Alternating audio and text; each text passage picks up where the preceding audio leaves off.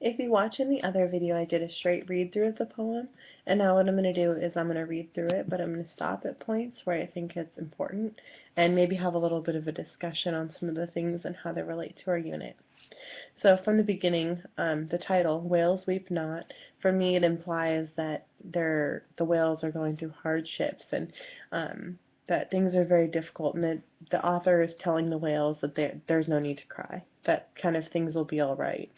And so as we get into the poem, you can see that this is the author more like talking to the whales, which is an interesting perspective because normally, I mean, people talk to animals all the time, but this is a little bit different since whales aren't readily available, I guess. So right from the beginning, they say the sea is cold. And when I think of something being cold, I think of things being like lifeless, thinking things being dead, things not being lively. So when they say the sea is cold, and then the next statement says, but the sea contains the hottest blood of all, and the wildest, the most urgent.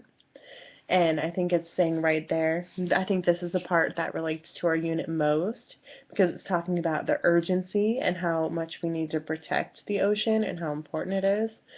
So I think that's a really important part, and straight out in the beginning.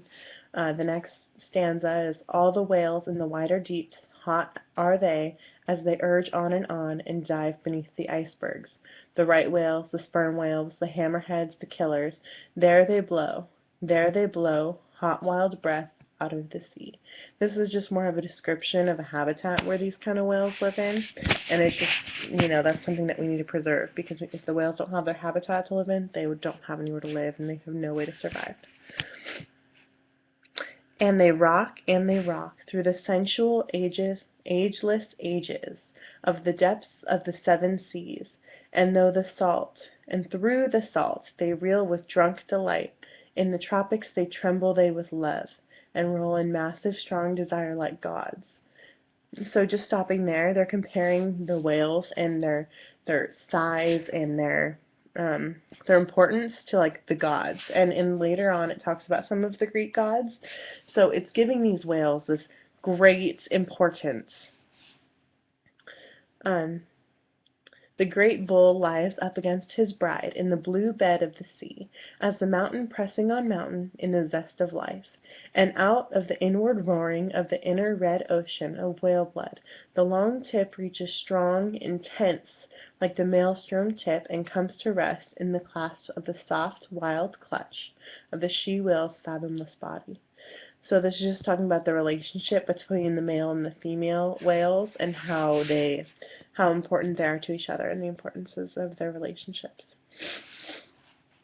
And over the bridge of the whale-strong phallus, linking the wonder of whales, and to the burning archangels under the sea keep passing, back and forth, keep passing, archangels of bliss from him to her, from her to him, great cherubim, the wait on whales in mid-ocean, suspended in the waves of the sea, great heaven of whales in the waters, old hierarchies. So it's talking about how important they are in the ocean and where they play a role in the hierarchy. Whales are generally top predators. At least some types of whales are. So I think that's what they're referring to. And enormous mother whales lie dreaming, suckling their whale-tender young, and dreaming with strange whale eyes, wide open in the waters of the beginning and the end. Talking about the relationships again between the mothers and the young, and how it's important that they have this relationship of the beginning and the end. So it's just all referring to that. And the last part. And the bull whales gather their women and whale calves in a ring when danger threatens. So this is how they're protecting one another and forming like their own barrier against some of the things that are trying to harm them. On the surface of the ceaseless flood, and ranged through like great fierce seraphim facing the threat, and encircling their huddled monsters of love. And all this happens in the sea, in the salt, where God is also love, but without words. And Aphrodite is the wife of males most happy, happy she.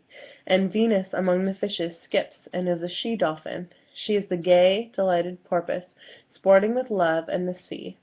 She is the female tunnyfish, round and happy among the males, and dense with happy blood, dark rainbow bliss in the sea.